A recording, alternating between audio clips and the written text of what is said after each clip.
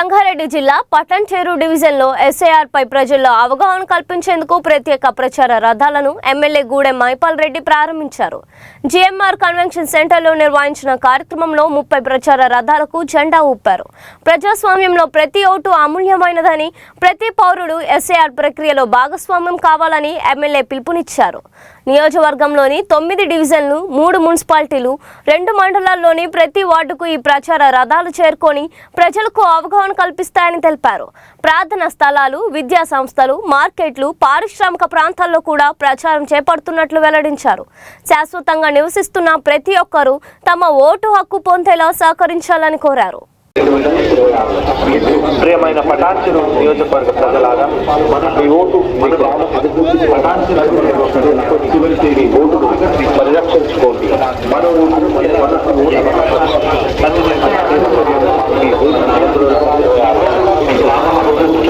SIR ప్రక్రియలో పాల్గొని పూర్తి వివరాలతో మన ఇవాళ స్పెషల్ ఇంటెన్సివ్ రివిజన్ మీ అందరికీ తెలుసు. గత నెల రోజులుగా మరి మొత్తం దేశమంతా కూడా ఏదైనా చర్చ నడుస్తుందంటే ఈ ఎస్ఐఆర్ మీదనే జరుగుతుంది.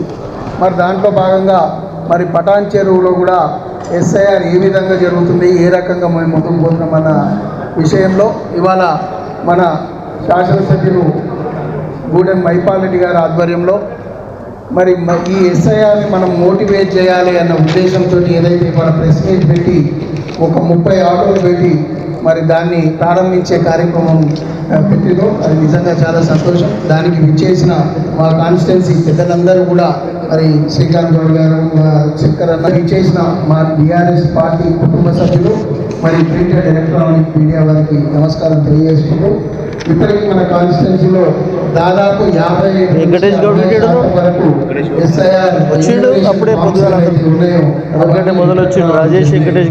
మరి ఆర్ఓ గారు కానీ మరి ఇక్కడున్న మరి ఎస్ఐఆర్ అధికారులు కానీ చెప్పేది ఒకటే ఏంటంటే, ఎంత చేసినా కూడా మనం ఫామ్స్ ఇచ్చినాయి తప్ప రిటర్న్ వస్తలేవు. ఆ రిటర్న్ వచ్చే ఫామ్స్ మనందరం కూడా మరి ప్రతి పార్టీ కూడా కష్టపడి తెచ్చుకుంటూనే అవుతుంది అని మనందరికీ చెప్పడం జరుగుతుంది. మరి దాంట్లో భాగంగా ఎమ్మెల్యే గారు కానీ, మేము కానీ, మా సీనియర్ నాయకులందరూ ఎక్కడిదక్కడ హెల్ప్ డెస్క్లు బీఆర్ఎస్ పార్టీ తరఫున పెట్టి మరి ఈ ఎస్ఐఆర్ని పార్టీ ఆదేశాలు కూడా ఏంటంటే ఎవ్రీ వీక్ ఏ రకంగా అవుతుంది దాన్ని మరి మాకు అప్డేట్ చేయండి అని చెప్పడం జరిగింది. సో దాంట్లో భాగంగా మనందరూ కూడా మా సీనియర్ నాయకులు దాన్ని మోటివేట్ చేస్తూ, ప్రజలను మోటివేట్ చేస్తూ హెల్ప్ డెస్క్లు పెడుతూ ముందుకు తీసుకుపోవడం జరుగుతుంది. మరి ఇప్పుడు ఇంకా ప్రజలకు లాస్ట్ ఇంకొక 10 రోజులే ఉంది కాబట్టి మరి ప్రజలందరికీ కూడా ఇంకా 10 రోజులే ఉంది. ఎట్టి పరిస్థితుల్లో అందరూ ఈ ఎన్యూమరేషన్ ఫామ్స్ ఇచ్చేసి వాపస్ ఇచ్చేయాలి అన్న ఉద్దేశంతో మోటివేట్ చేయడానికి ఇవాళ ఎమ్మెల్యే ఆధ్వర్యంలో ఏదైతే ఇప్పుడు బండ్లు పెట్టి మరి ఎస్ఐఆర్ని మనం మోటివేట్ చేయడానికి పంపిద్దాము, ఏరియా వైజ్ పంపిద్దామని చెప్పి అది మస్జిద్ల దగ్గర కావచ్చు, కాలేజీల దగ్గర కావచ్చు, లేకపోతే గవర్నమెంట్ ఆఫీసెస్ల దగ్గర రావచ్చు, అన్నీ కూడా ఫ్లెక్స్లు కట్టడం, మరి ఆటోలను కూడా పంపించి ఇది చేయాలన్న ఉద్దేశం నిజంగా చాలా మంచిది. మరి దాన్ని మోటివేట్ చేస్తూ మా నాయకులకు కూడా మేము చెప్పేది ఒకటే, ఇంకా మిగిలింది 10 రోజులే కాబట్టి మరి 26th 27th ఎమ్మెల్యే గారు నేను మాట్లాడుకోవడం జరిగింది.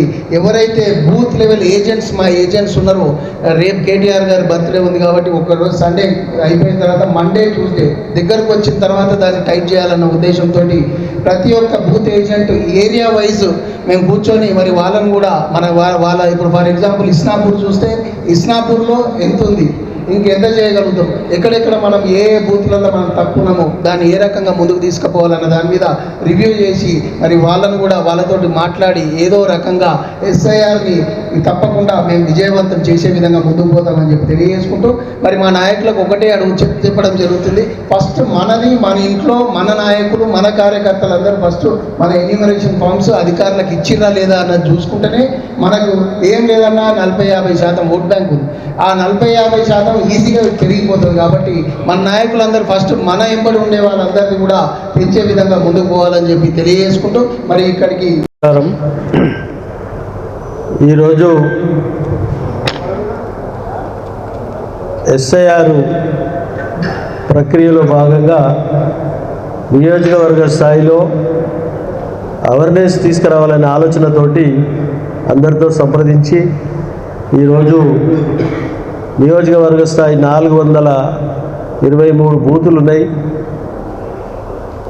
ఆ బూతులకు ఏ కాలనీలు ఉన్నాయి, ఏ విలేజ్లు ఉన్నాయి, అన్నిటినీ కవర్ అయ్యేటట్టు పబ్లిసిటీ చేయాలనే ఆలోచనతో ఒక 30 ఆటోలు పెట్టి పెండ్రైవ్ పెట్టి దాన్ని ఓటు నమోదు చేసుకోవాలనే పబ్లిసిటీని ఈరోజు ప్రారంభించడం జరుగుతూ ఉన్నది. ఈ కార్యక్రమానికి నియోజకవర్గ స్థాయి నుంచి వచ్చిన పెద్దలందరికీ పేరు పేరున ధన్యవాదాలు, పత్రికా సోదరులకు ధన్యవాదాలు. ముఖ్యంగా ఈరోజు ఇది ఇంపార్టెంట్ సబ్జెక్ట్. ఎందుకంటే ఓటర్ లిస్టులో పేరు లేకపోతే మనం మనిషి భారతదేశంలో ఉన్నమా లేమా, పుట్టినమా లేమా అన్న ఆలోచన గిట్ట వస్తుంది. కాబట్టి దాన్ని పూర్తి స్థాయిలో మనమంతా మన ప్రాంతంలో ఉన్న ఒక మినీ ఇండియాగా ఉన్న ఈ పటంచెరు నియోజకవర్గంలో వారి అందరినీ సన్నాధం చేసి వారికి అవేర్నెస్ తీసుకొచ్చి ఈ ఓటర్ పర్సెంటేజ్ అనేది పెంచడానికి మనం అందరం కృషి చేయాలని చెప్పి మీ అందరికీ మనవి చేస్తూ ఉన్నాం.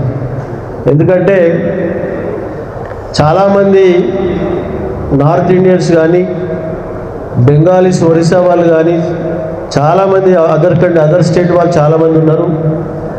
ఇక్కడి స్టేట్లో 27 ఓట్లు ఉన్నాయి అదర్ స్టేట్ వాళ్ళకి. వాళ్ళు భారత వారసత్వం తీసుకొని ఉన్నారు. ఇక్కడ బండలు కూడా బూతులు వేస్తారు ఓట్లలో. వాళ్ళతో కూడా మాట్లాడడం జరిగింది.